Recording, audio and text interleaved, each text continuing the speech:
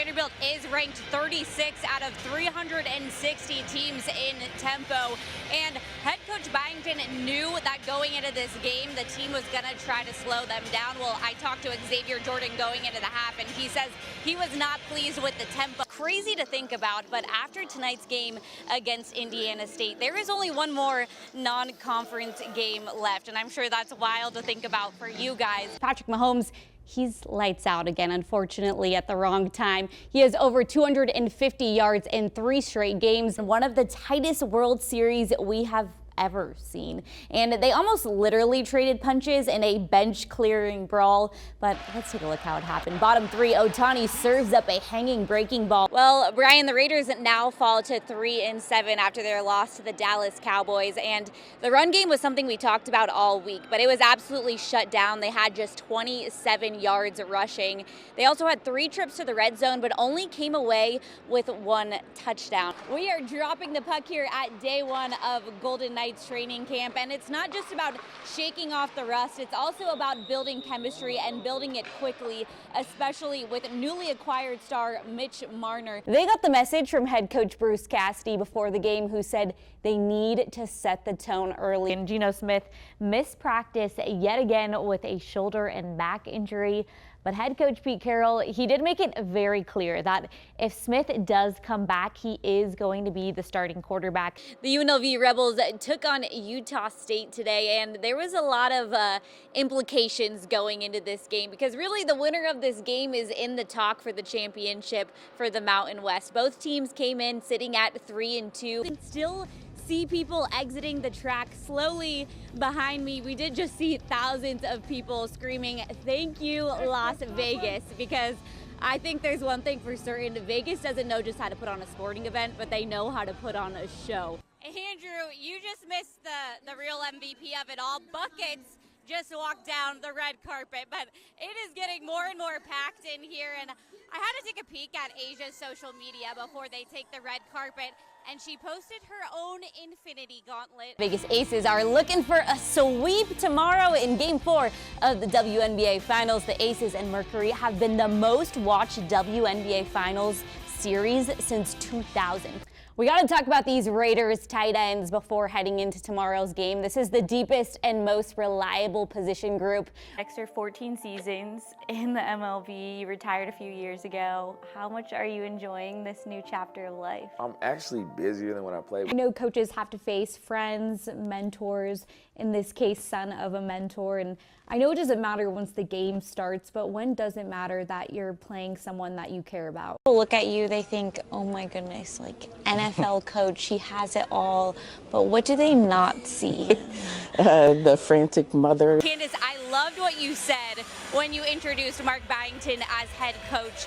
The word fit is often used as a throwaway word, but you used it very intentionally. Why is Byington the right fit for Vanderbilt? It's not the first time the NBA has leaned on this city. We've seen All-Star weekends here, Summer League, and now a big in-season event. Well, Broncos are now first in the AFC because if you remember, the Raiders beat the Patriots in week 1, so there's no tie in the AFC. The Broncos are now first. The glaring issue in this game was the offensive line. It was the first thing head coach Pete Carroll pointed to in his post-game press conference, saying the protection needs to be better. In light of senior night, I had to catch up with 4-year senior Jonathan Vastine, and I asked him why he came back senior year instead of pursuing professional baseball, and without hesitation, he said a Vanderbilt degree goes a long way. 2 teams that are neck and neck in the standings, and the big question for the Knights today was, without Aiden Hill in the net for them yet again due to an injury, can Carl Lindbaum keep up with this high-paced Colorado Avalanche offense?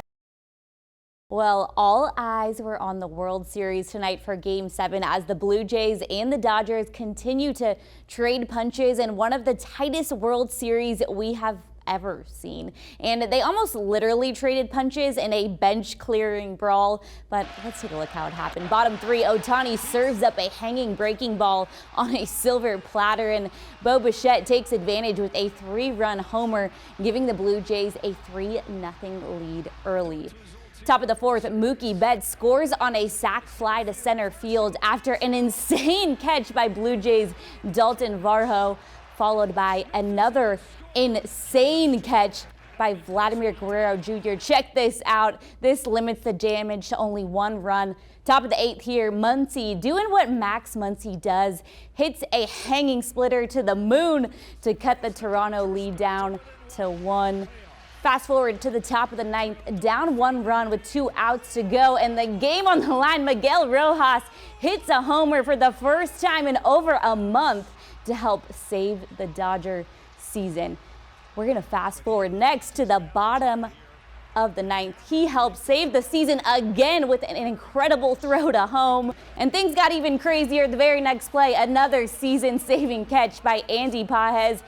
He said, "Get out of my way." He was just substituted in, by the way, by Dave Roberts as a defensive replacement. That means this is going to extra on the ice. The Golden Knights were looking to bounce back after that shootout loss in their opener, and there was plenty of action early in San Jose. Sharks up by 1. Pavel Dorofeev draws the penalty and staying out there to make it count because the hat trick wasn't enough for him last night. He said, "Let me put 1 more in." That's 4 goals for him on the season, tied back up at 2. Jumping ahead, we're tied at 3 now. Late in the 3rd period, Jack Eichel, he snaps one in, and he said, "That's why you extended my contract." He put that in all the way from the blue line. Heading into overtime, it didn't take the Knights too long.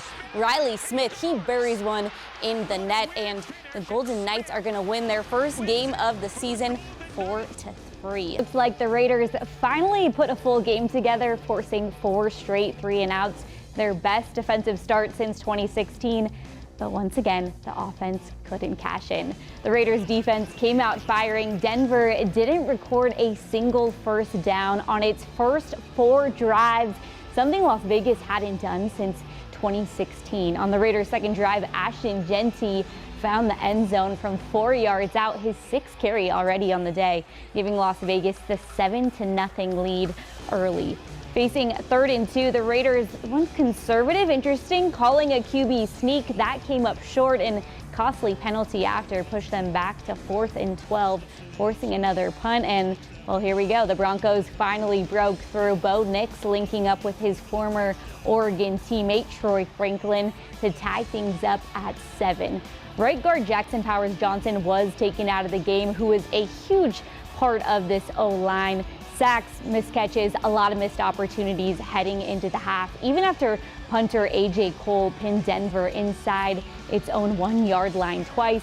The Raiders had one last chance after Kai Blue Kelly's 2nd interception, the first multi-pick game by a Raider since 2023, but oh no, Daniel Carlson misses the 48-yard field goal, and that will seal the deal.